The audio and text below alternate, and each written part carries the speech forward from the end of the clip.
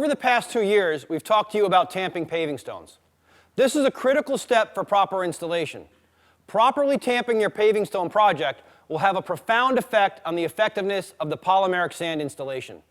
Let's take a look at how this affects the installation, as well as the proper type of sand to use for your installation. In the past, we've talked about proper technique to avoid the hazing which can happen with polymeric sand installation. One of the key factors for polymeric sand performance is making sure the joint is completely full. If you don't have the joint completely full, it won't perform and you'll have joint failure on the job. There are 2 types of sand that you can use for your installation. They both have very specific application guidelines. For installation on a crushed base and a sand setting bed, you will use Gator Polymeric Super Sand Bond, packaged in a yellow bag. This product is for concrete paving stones and wet cast products with joints up to 1 inch wide. If you're installing over a concrete base and a sand setting bed, you must use Gator Max Sand for concrete overlays, packaged in an orange bag.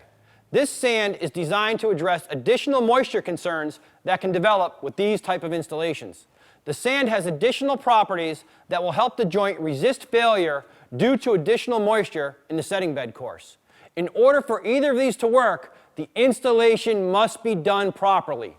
Let's take a look at how tamping the installation affects the sand.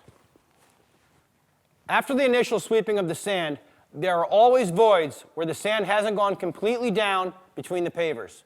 Using a vibratory compactor not only sets the pavers into the setting bed, as we showed you last year, but it also allows the sand in the joint to move down to the bottom.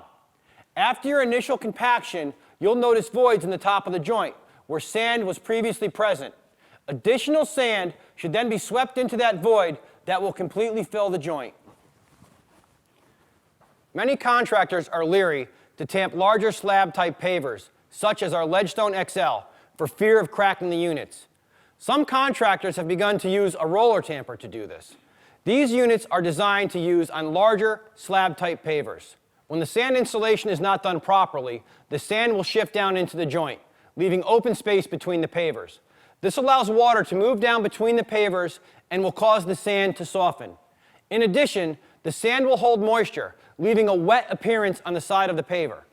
Water under the installation on a concrete overlay can also cause the pavers to stay wet longer because the setting course is holding additional moisture. Once again, the polymeric sand is one of the final steps of the installation process, but if not done properly, it will lead to failure and callbacks.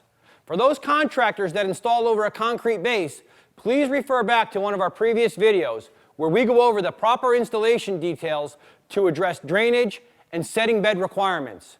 Also, always make sure you're using the correct sand for your particular install. For more information, please visit us at www.cambridgepavers.com.